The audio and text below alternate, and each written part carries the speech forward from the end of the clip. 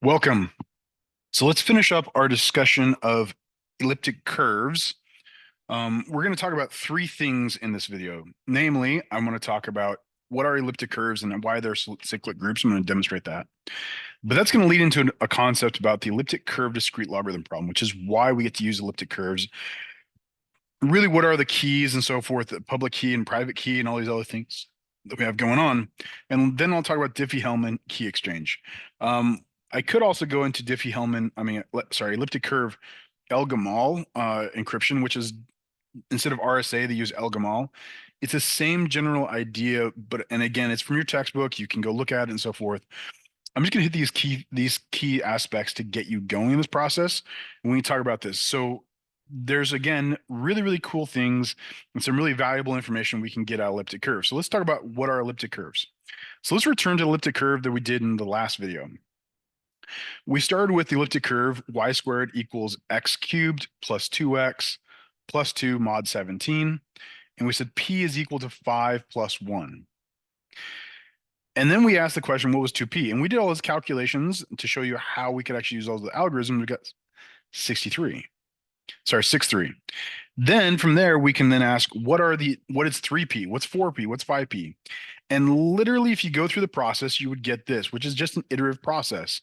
It's because, again, remember that 3p, well, this is just going to be p plus 2p.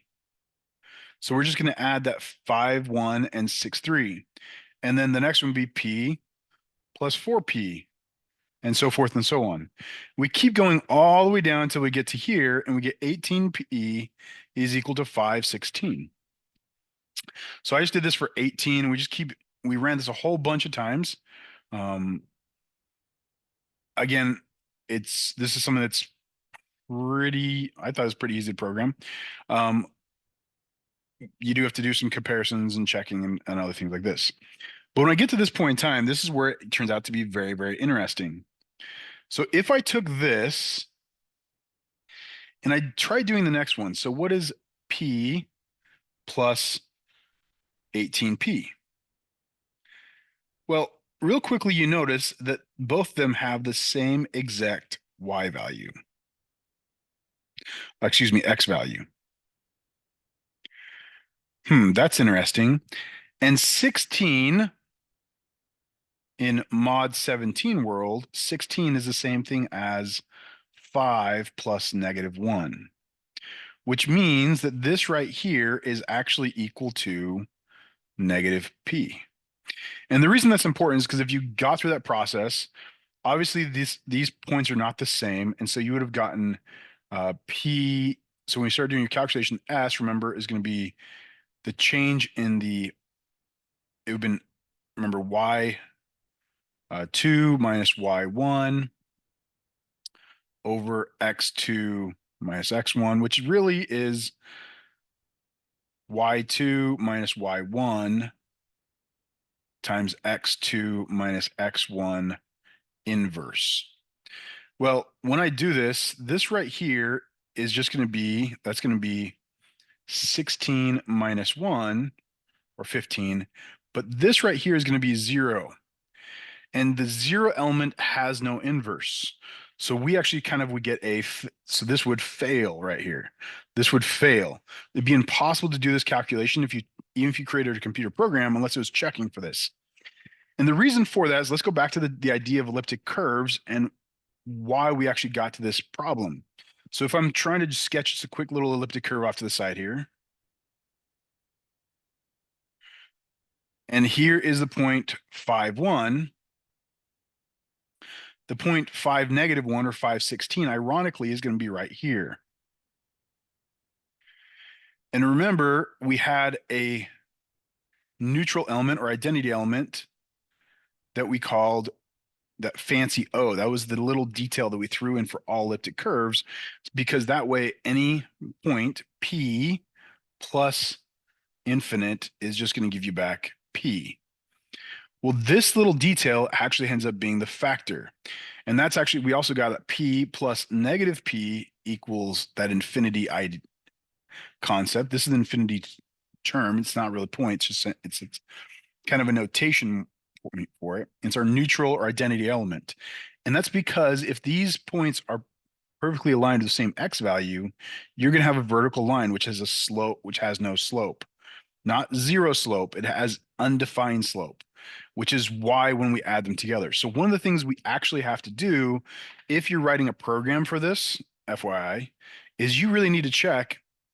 You first thing you should probably do is check, are the x values the same? Then check, are the y values the same? If the x and the y values are the same, that's the 2p situation, and we can kind of work with that. However, if the x values are the same, the y values are different, you then have to ask the question of, are they equal to 0? Because if the x values are the same, then you should hope that this next one works out. If not, you have an error somewhere in your program and your code is not going to work. Because if I had the other point, if my second point was, for instance, 5, 3, well, it turns out that 5, 3 does not live on this curve. And that's the reason why we kind of have this and we kind of can work our way out.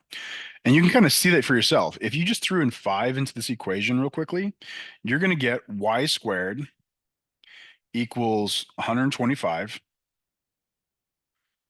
Or actually, I'm gonna do better than that. I'll just use my modular arithmetic, which would be 25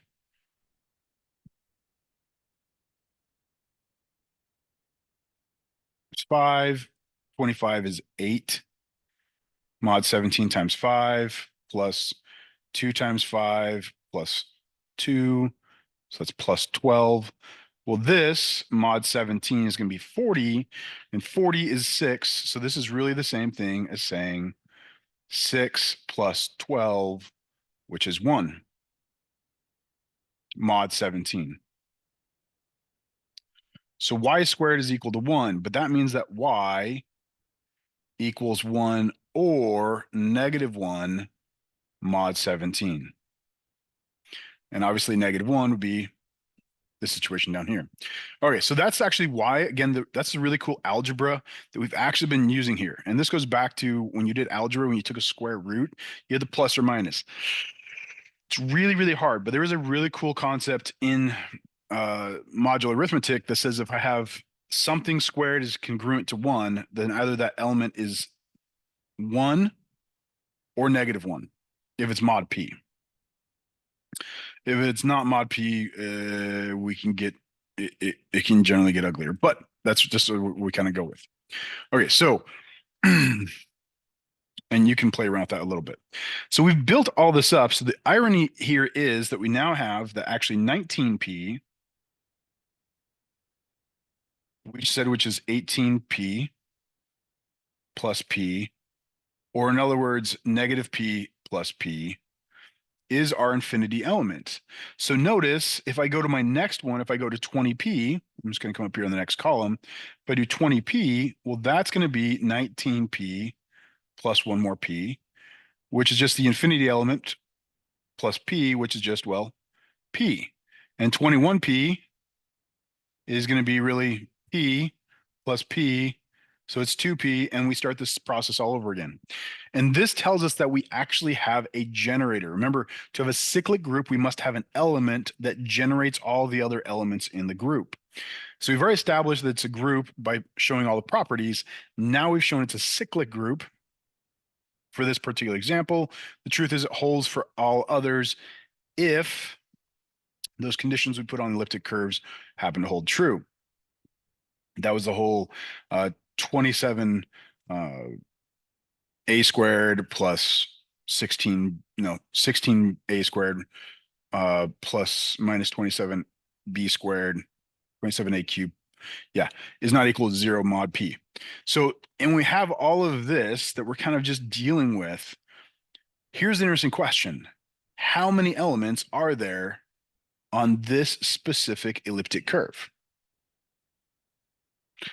And if we look at this case, we actually have, there are 19 points or 19 elements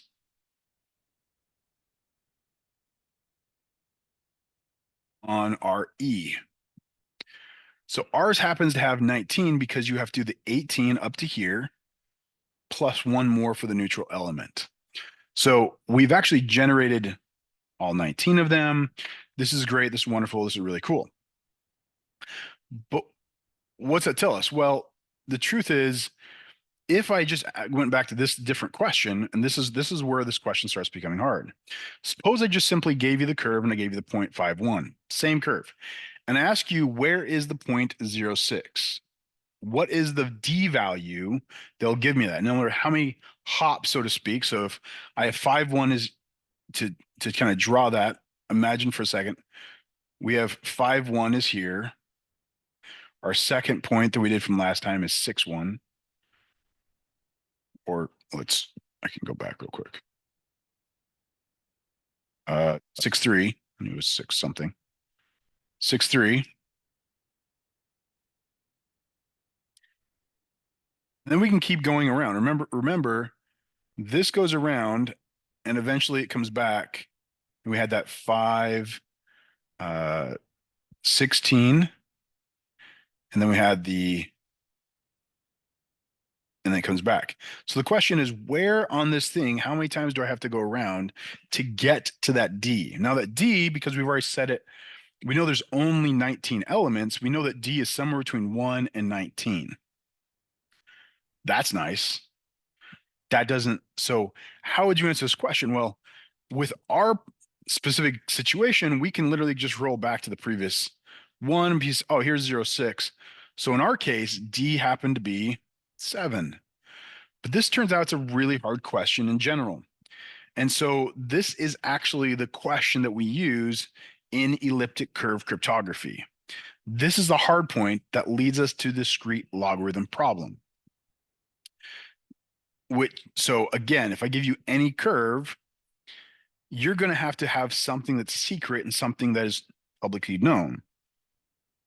So the secret part, if we just go back to that last problem, if I knew this 0.6, if I knew the D and put 0.6 out there in the world, everyone can see 0.6. They can see all this the generator and so forth.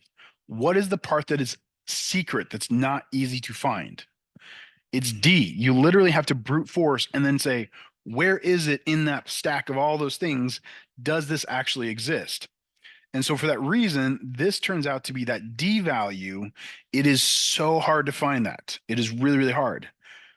But what is my public key? So my private key, again, is just an integer. It's just like an integer like we've had this whole time. But what's your public key?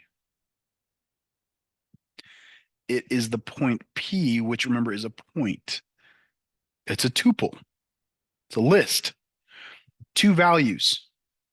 So for that reason, we're talking something totally different. Now, in elliptic curve, the other really big question, and this is again that we just did a second ago, is how many elements are there on any elliptic curve? So we did an example when we showed that the number of elliptic curve elements turned out to be 19. But that's only because we created every single one of them. So if I have an elliptic curve, do I really want to go through the process of generating every single one of them? That doesn't sound very fun to me. That sounds kind of annoying and frustrating. And it turns out that we don't have to. So we have some things that help us kind of approximate. So first off, there is a bunch of known curves, because to actually make our curve secure, we have to have it, the number of elements has to be at least a certain size. It doesn't have to, we don't have to use numbers as ginormous and massive as we did in RSA, but we still need a really large number. And I'm gonna get to that theorem I just flashed up for a second, because I want to come back here and mention something. The way you often do that is actually in the NIST, the National Institute of Security and Technology, I believe. They actually publish a list of known elliptic curves and how many elements are in them. So these are ones that have been tested to have very specific mathematical properties. I'm not going to go way deep. There's actually some interesting number theory and abstract algebra that goes into understanding elliptic curves even greater to make sure they have a specific number of elements. But we can kind of get an approximation if we don't want to do brute force. And let's talk about this approximation because it seems a little bit off. So it's done by a German mathematician. His name is Hasse. He's known for many other things. There's something called the Hasse diagram, which is common for relationships. It's great. It's wonderful. It's really cool. But it says this: if you have an elliptic curve, then the absolute value of the number of points that are in that curve minus p plus 1 is going to be less than,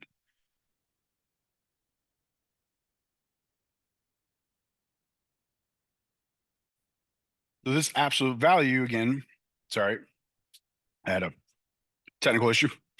This absolute value of n minus p plus 1 is less than or equal to 2 plus the square root of p. So what does this really mean?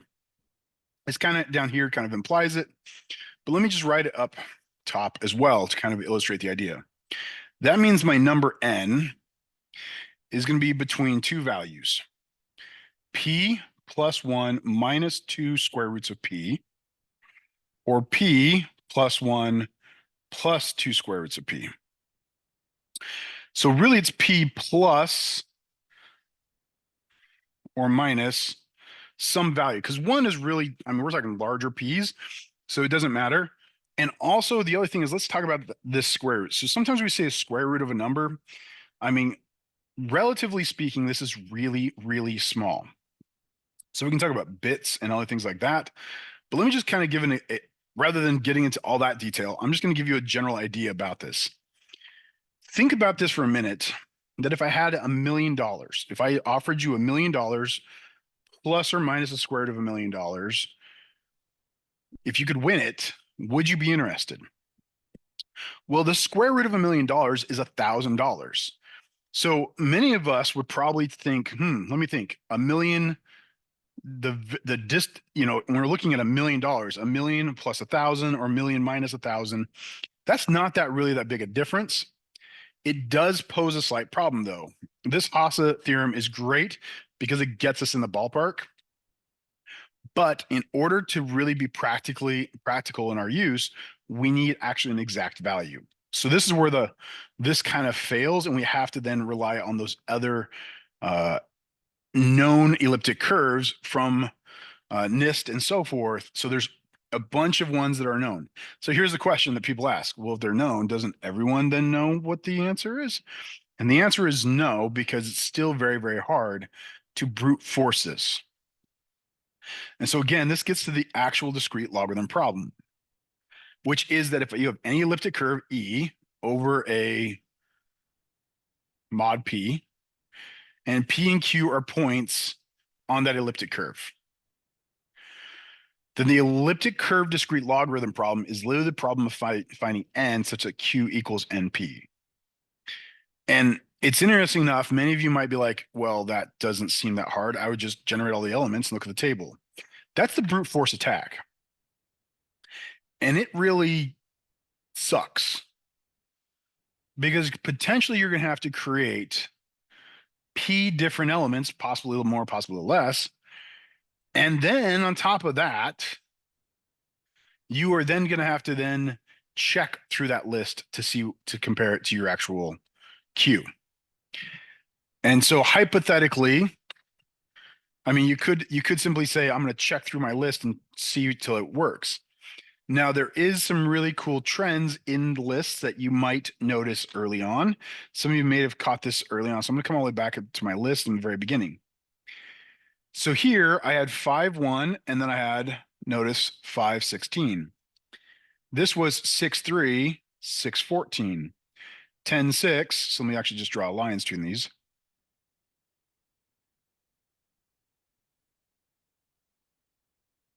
What are you noticing about all these pairs? Well, if you look closely, you might notice that each and every single one of these pairs has the same X value and the opposite Y value. Why is that very, very useful? So because everything has a pair, plus there's going to be some, we know there's a neutral element that's in there, period. The rest of the elements are still kind of, they still kind of give us something. So by the way, the bound on this thing would be 17 plus or minus 17 plus more is 18 plus or minus the square root of P, which is going to be just over 2 times the square root of P. So that's going to be about minus plus or minus 8. So that still is a pretty big range, and it feels bigger here. because the difference between a number and its square root grows dramatically as the numbers grow larger. But there will always be this relationship in all of these things where they're just going to match up. They're going to bounce along, and then you're essentially going to flip and start bouncing along the opposite side. And so, because of this correlation, I really would only have to check. And as soon as I get this where it's mirroring right here, I'm like, oh, this is the same thing as the previous one. These are inverse of each other. Then 8p has to match up with the next one, 11p. Well, 9 plus 10 equals 19. 8 plus 11 is 19. 7 plus 12 is 19. Wow, I just figured out how many elements there are because I only had to run it until I got to this point right here. But even then, brute force wise, that's still a lot of calculations. It's still a lot of work. And that's why this becomes really hard to kind of deal with, even though we have some known elliptic curves. We have known elliptic curves, but if you choose a slightly different P on the curve, you may or may not end up with the same spot. And that's kind of the key detail here. So we have different things going on here and some different aspects to kind of keep track of. All right, so the elliptic curve problem of finding n is actually really, really hard. I hope you just recognize that. By the way, the best algorithm there is there, the best attack still requires the square root of n steps. Let me say that one more time. The best known attack still takes a square root of n steps. And again, if n is large, that is still very, very problematic. I don't want something that takes that many steps. The message is old, it's useless. I can't copy it now. Now they've changed something. It becomes so much harder. But one of the things that we do love to use this for is what's called the Diffie-Hellman key exchange, the elliptic curve Diffie-Hellman key exchange. We already talked about the Diffie-Hellman key exchange previously. So let's go back to that. Because remember, this was a way to exchange a key that you could then use for symmetric encryption. So for instance, if I want to have a shared AES, which is a great symmetric encryption process that's still widely used, but the problem is I need a shared value. Well, how do I get my shared value on an open channel? Well, you have to send a key. So way back, we talked about this, that we pick a very large prime P and some generator. These sound very, very familiar. Generator of ZP or FP. Then Alice chooses a secret integer A. Sounds familiar. G to the A. Now remember, this was in our operation here is multiplication. That's why it's G to the A. What is our operation in Diffie-Hellman? I mean, elliptic curve. It is addition. So instead of G to the A, it would be A times G, but G is no longer integer. It is a point. Hopefully you're trying to get that idea. So Alice generates a secret integer A, Bob creates one. They send their integers to each other and then raise theirs to the opposite power. And so they get G to the AB, which is the same thing for both of them. And that's their shared value. And if Eve intercepts this, she intercepts BA that Bob sends or AB that Alice sends. She cannot get the little A and the little B out of there without essentially solving the discrete logarithm problem. At least that's the belief. That's the general. There's nothing that contradicts that to date. So that is the conjecture that we are going off of, and we leverage that dramatically. Now the elliptic curve, it looks almost identical. Again, we pick a large prime P, except this time we have an elliptic curve and a point. So instead of just ZP and some generator, I now have an elliptic curve and a generator point. Alice chooses some number n sub, we'll call it little na, and Bob chooses nb. And both of them simply ask the question of what is the number of jumps or hops from P going by NA or NB hops? What's the new point that I get at? So again, just coming back here to this list, if Alice was to choose, just to give an example, I'm gonna use this, which is not a great secure one, but just kind of feel the idea. if Alice, she chooses, so we already have our P and we already have this. If Alice chooses N sub A, let's say is equal to 4, and let's say Bob goes with NB equals 5. They're two different values. So this is Alice's QA, and this is Bob's QB. So they're going to send these to each other. So this is going to go to Bob. This one's going to go to Alice. And then here's the cool part. Alice then simply does what is NA times QB, which again is going to be 4 times QB, which happens to be 5P. Let me change that.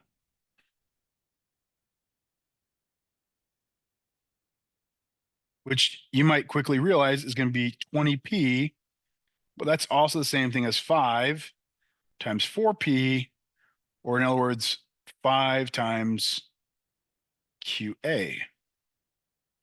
In this way, they both sent to each other that they get the same exact point by then raising it to the other person, taking the other person's point and raising and multiplying it their times.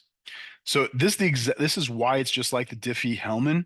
It literally is just utilizing that. Now, when they get here, their shared value technically is the point, but if they only want a shared value and not shared values, they drop one of them. They just drop the y value and they keep the x.